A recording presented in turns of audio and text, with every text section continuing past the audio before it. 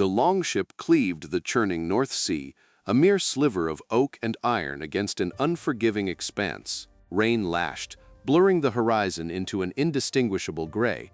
1,000 men, driven by ambition and hunger for land, sailed towards an island they had never seen, without a single map to guide their invasion. This was the impossible problem: navigating vast, open waters and precisely locating a specific coastline, then a specific settlement relying on senses and ancient knowledge. How did the Norsemen manage such feats of logistical precision, conquering territories thousands of miles from home with only the sky and sea as their compass?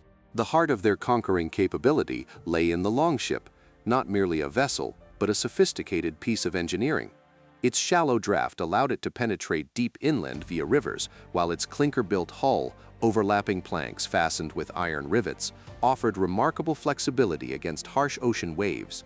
Navigation was a practiced art.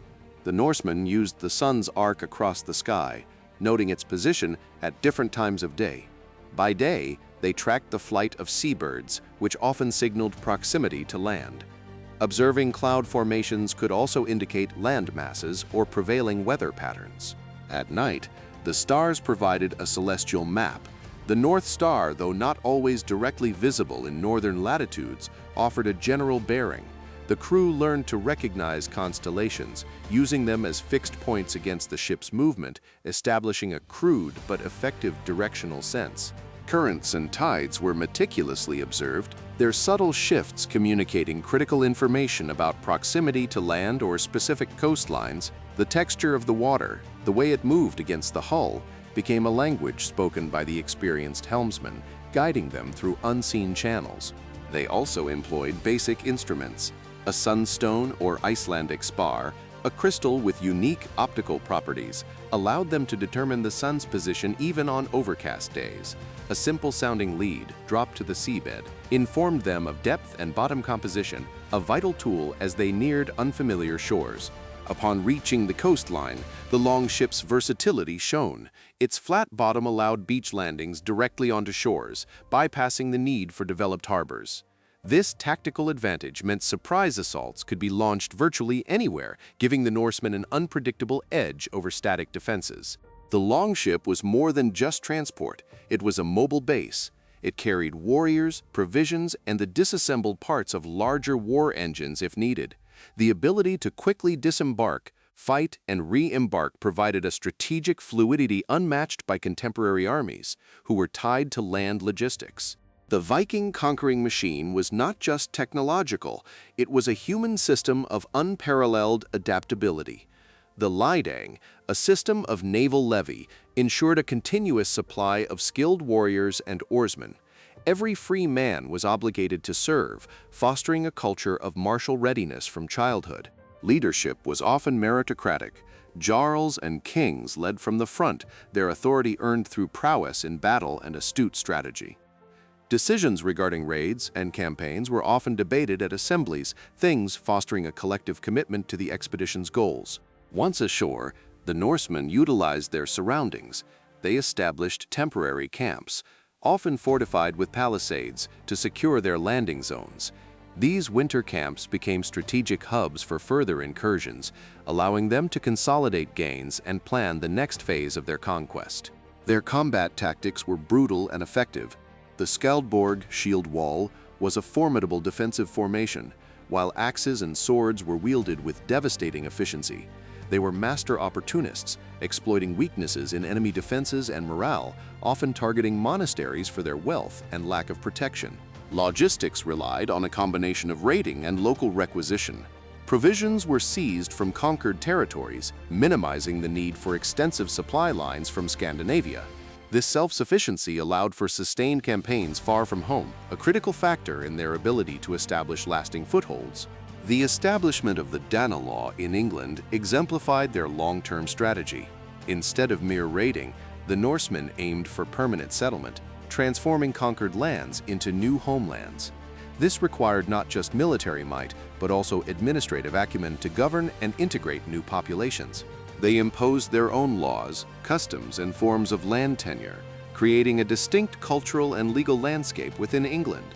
This systemic approach to conquest, evolving from hit-and-run raids to organized governance, demonstrated a profound understanding of social engineering for long-term control. The Norsemen's approach stood in stark contrast to their contemporaries, Anglo-Saxon kingdoms, while formidable, were largely land-based powers. Their armies moved slower, relied on established road networks, and lacked the amphibious capability that defined Viking expansion. Frankish empires, too, possessed strong cavalry and infantry, but their logistical tail was longer, and their naval power was nascent and localized. They struggled to project power across significant bodies of water with the speed and decisiveness of the Viking fleets. The Viking longship offered unparalleled strategic mobility. While Saxon armies defended fixed points or marched predictably, Viking raiders could strike anywhere along a coastline or navigable river, overwhelming local defenses before larger forces could be mustered. Furthermore, the Norsemen's decentralized command structure, often composed of independent warbands coalescing for major campaigns, allowed for swift decision-making and adaptability. This contrasted with the more hierarchical, often slower-moving, continental armies.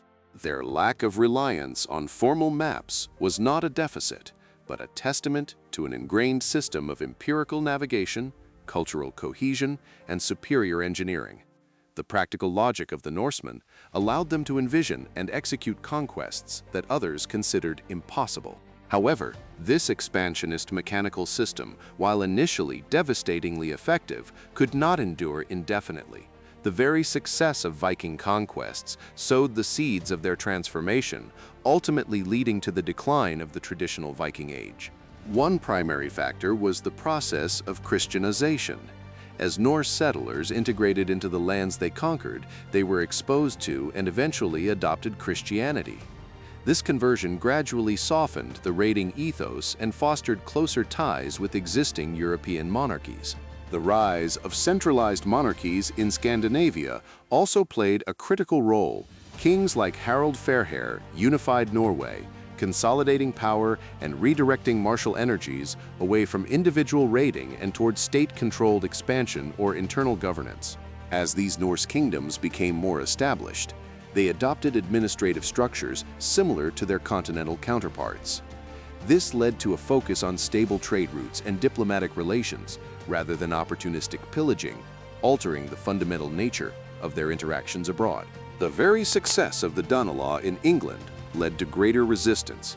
Anglo-Saxon kings, learning from their Norse adversaries, unified their forces and developed more effective defensive strategies, eventually pushing back and re-establishing Anglo-Saxon control over much of the territory. Climatic changes, though subtle, also contributed. The medieval warm period, which facilitated early Norse expansion by making northern sea routes more navigable, began to wane, potentially impacting agriculture and long-distance travel, though its full effect is still debated. Ultimately, the distinct Viking identity, once defined by seafaring raids and pagan beliefs, merged into broader European cultural currents. The longships still sailed, but often in the service of kings and commerce, rather than the independent warbands of earlier centuries. The very success of establishing settled communities meant the energies that once fueled far-flung raiding were now directed inward towards agricultural development, localized trade, and the defense of established territories. The era of the roaming independent warband was largely over. The legacy of the Viking conquests, however, remains indelible. They reshaped the political and cultural map of Europe, leaving behind a wealth of archaeological evidence and linguistic influences in places from Russia to North America. Their ingenuity, particularly in shipbuilding and navigation, laid the groundwork for future maritime exploration. The design principles of the longship, born of necessity and practical observation, influenced ship construction for centuries. The Norsemen's ability to conquer without maps was not a feat of magic, but a testament to a deep empirical understanding of their environment. They read the natural world as a complex data stream, interpreting every wave, cloud, and star as vital information. Their success was rooted in a practical logic, a mechanical understanding of how to survive, move, and dominate. This logic manifested in their tools, their social structures, and their unwavering determination in the face of the unknown. The era of the Great Heathen Army and its mapless conquests ultimately yielded to a new age, yet the spirit of calculated risk and innovative adaptation, honed by centuries of seafaring and survival, continues to resonate. The Viking Age teaches us that even in the absence of advanced technology, human ingenuity and an intimate connection with the natural world can overcome seemingly insurmountable challenges. What other ancient cultures, armed with only practical knowledge, achieved similar feats of exploration or conquest?